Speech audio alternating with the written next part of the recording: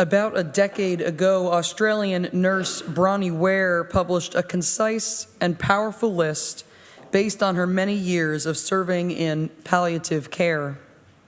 In her top 5 regrets of the dying, Ware recalls that her patients regretted prioritizing work over family, being afraid of expressing their feelings, losing touch with their friends, and choosing what was familiar or serious over what would make them happy.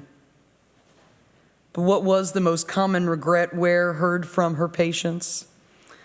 "I wish I'd had the courage to live a life true to myself, not the life others expected of me." Now, as we heard today in our reading, some folks don't struggle with living a life true to themselves. Mae West does not need to be loved by you, though she'll give you credit for good taste. Just because you say you love her, she's not throwing herself at your feet in gratitude. Every other star reveals how worthless she feels by crying when the hero says, "Marry me," or how unhoped for the approval is when the audience applauds her big number, but Mae West takes it as her due. She knows she's good. She likes being herself. By official accounts, Mae West did know she was good and did like being herself her whole life long. She began performing at her church at age 5, then moved into vaudeville and burlesque, then to Broadway as an actress and playwright, then to film, and then to writing and singing. When film and Broadway critics and codes got in the way of her creative vision, she'd leave them behind for a time, taking her talents into other artistic endeavors. She would not be contained or made small by anyone. I'm reminded of the growth of a snail. West grew like a snail. She was a person who improved herself and expanded her artistry and never let society's expectations hold her back. Like a snail, West carried her beautiful shell with her from birth and grew from its small center as she grew as a person. Maybe some of us have grown this way sometimes in our lives. There's an essential, authentic part of ourselves that's always been core to who we are, and we've deepened and expanded from that point our whole lives long, regardless of the critics and the codes. But some of us sometimes in our lives have grown more like the way a snake does. Occasionally, we have had to liberate ourselves from the strictures of old skin, old masks, old expectations. I'm reminded of Black bisexual writer and professor Dr. Roxane Gay's story, heartbreakingly told in numerous articles, and her recent memoir, Hunger. She shares that she was sexually assaulted when she was in middle school, and soon after began gaining weight, somewhat on purpose, to protect herself from the male gaze. Her memoir explains her journey through trauma, the trauma of her assault, and the trauma of societal hatred toward her larger body, to a healthier relationship with her body, her sexuality, and with food. But Gay never became a straight-sized person as an adult. She's not a small person. And antagonism against her size has persisted, impeding her psychological healing. As summarized in a New Yorker book review, Gay recounts how shoppers reach into her cart and replace her food with their idea of healthier options. Flight attendants seem to take pleasure in loudly discussing whether her seatbelt extender is up to code, and the medical community encourages obesity panic, yet doctors' offices lack scales that can accommodate her weight. People are either bungling or they are cruel. Taking on the mantle of her earlier book, Bad Feminist, Gay admits that she's been infected by self-loathing because of the dominant culture's attitude against her size. But she is trying to grow out of that, trying to become herself and proud in herself. She's still shedding that old skin, old mask, old expectation. This past summer at the annual national meeting of my Unitarian Universalist ministerial colleagues, my colleague Reverend Duncan Teague preached about how in his childhood church they'd sing a lot of Amazing Grace. How sweet the sound that saved a wretch like me. You know, Reverend Teague said, I wasn't born a wretch. I thought, I have been broken, but I'm not a wretch. At the core of our Unitarian Universalist theology, we don't necessarily believe that we were born a wretch. I wasn't, and I'm choosing to believe you weren't born a wretch. Though yes, broken, with the assistance of so many forms of oppression. Reverend Teague was made to feel less than by the dominant culture as a black queer boy, and he struggled with those judgments. There were times he tried to change himself, wear a different skin, to fit in, to meet expectations. He preached, I was a smart kid, and I was smart enough to figure out that all that difference and preciousness of who I really was, and I'm going to call it fabulosity, came factory installed. So hear me clearly that I think what our society does to boys who are different, girls who are different, folks who are different, is that they try to break down your precious goodness. And I was supposed to submit somehow to being different than who I am. Oh, if I could be a normal, plain, kind of not disruptive boy, if I must. And it didn't work, and it never worked, hallelujah. I think I might have some witnesses here from folks who had folks trying to break you down from what you knew you were inside.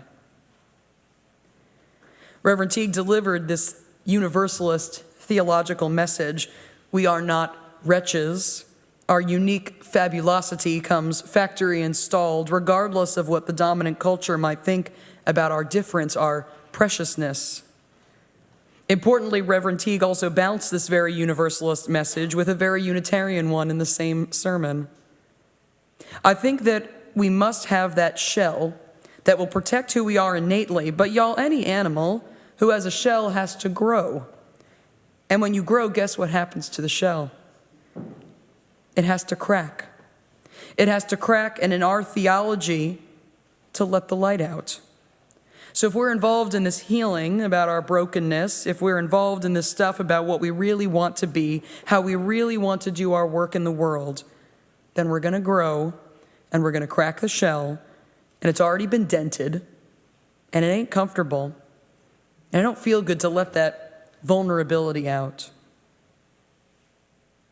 You remember our time for all ages when Roberta shared about shedding her old skin from childhood and young adulthood, times that she needed something and then didn't anymore, and let it go. That process is vulnerable and uncomfortable, and it's necessary to become our true selves. I'm reminded of this great little lesson from modern Hasidic rabbi and psychiatrist Dr. Abraham Tversky, who said the lobster, we're getting very New England here for a moment, the lobster is a soft, mushy animal that lives inside a very rigid shell. That rigid shell does not expand. Well, how can the lobster grow? Well, as the lobster grows, the shell becomes very confining, and the lobster feels itself under pressure and uncomfortable.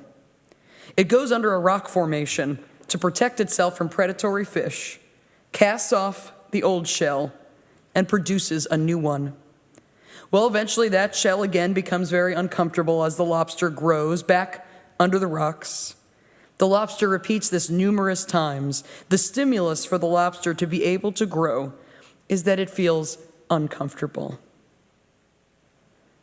Sometimes it feels easier for us to shed our old skin or old shell when we're leaving an old environment, going into a brand new one, like leaving our childhood home for school or for work, or switching jobs and moving to a new city. And as we grow up, the easy opportunities to start fresh like this are rarer.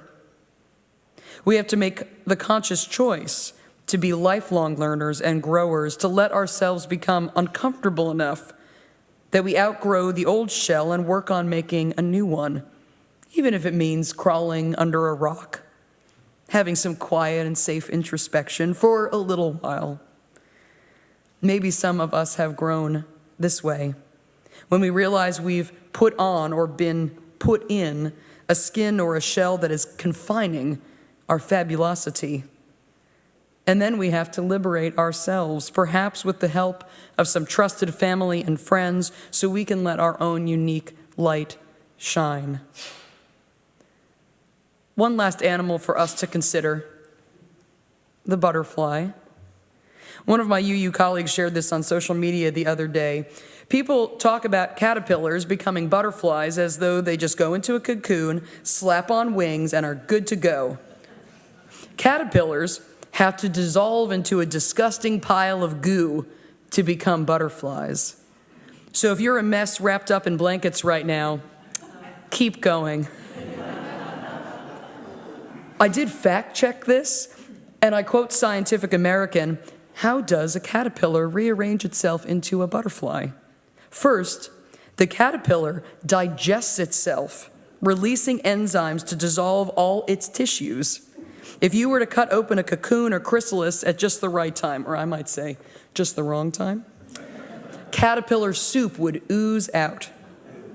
Ugh. Sometimes growth is like this. Maybe when we've been complacent about correcting our mistakes, challenging ourselves to rise above reactivity and old habits, overcoming selfishness and greed.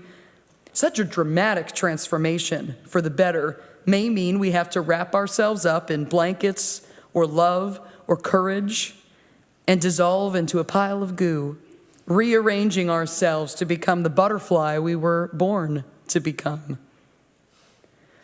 The 13th century Sufi Muslim poet Jalaluddin Muhammad Rumi asked, "Why cling to one life till it's soiled and ragged? The sun dies and dies, squandering 100 lives every instant. God has decreed life for you, and God will give you another and another and another." It takes a lot of courage to digest your soiled and ragged life and transform into something fabulous and new. Euro-American professor and social worker Dr. Brené Brown is considered a modern expert in vulnerability and in bravery. She writes that to live authentically in challenging times and circumstances, we have to respect our own boundaries, we have to be reliable, we have to be accountable, we have to respect the vault of others' confidences, we have to live with integrity, we need to practice non-judgment, and we need to be generous in intention, word, and deed. So that's B for boundaries, R for reliability, A for accountability, V for vault, I for integrity, N for non-judgment, and G for generosity. Braving, that's copyright Brené Brown, braving. Whether we're challenging ourselves at a particular moment to grow like a snail or like a snake or like a butterfly, we are braving our way into greater authenticity and transformation. Can we each take a moment to consider, with our minds and with our hearts, how we might want to grow? About what trauma or brokenness or societal expectation holds us back? About what unskillful habits are preventing us from becoming the best we can be? With intention and attention and the support of a loving community, we can shed such old skin. Where we crack open is one place from where our light can shine.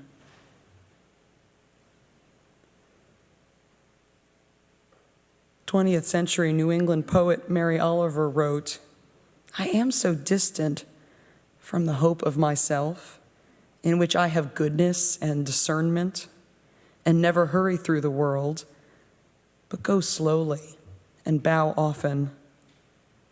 Around me, the trees stir in their leaves and call out, 'Stay a while.' The light flows from their branches and they call again. It's simple, they say, and you too have come into this world to do this, to go easy, to be filled with light, and to shine." It may be a challenge for us to go as easy as the trees go, but with faith in our inherent worth and dignity and the support of our beloved community, may we each and all be filled with light, let it out, and shine. Blessed be, and amen.